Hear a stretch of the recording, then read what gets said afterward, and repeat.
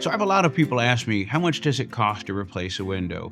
And I'm careful in answering that, not because I want to scare them or not scare them or something like that, but there are so many variables that go into replacing a window. Because is the window an opening window? Is it a non-opening window? Is it tempered glass? Is it a large window? Is it a small window? What's the condition of the opening?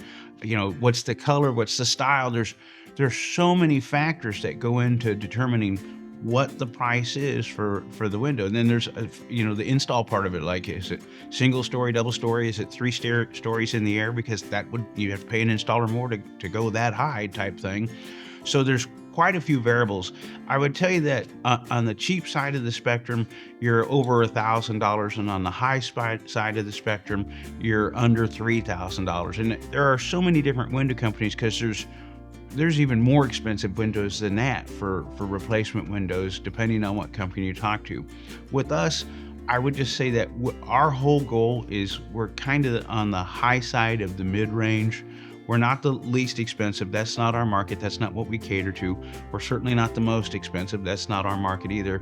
What we try to be is right in the meat zone there, where we have the highest rated product we can have as far as efficiency, as far as durability, as far as warranty, and we have no subcontract install, so we have a high labor warranty as well. We're on the price spectrum. We're probably on the high side of the medium price spectrum.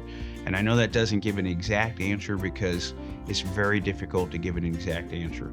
The best way to find out how much the windows cost is to call or set an appointment through our website, thermalkingwindows.com, and we can come out and give you an accurate estimate down to the penny, and it's a free estimate, and there's no obligation.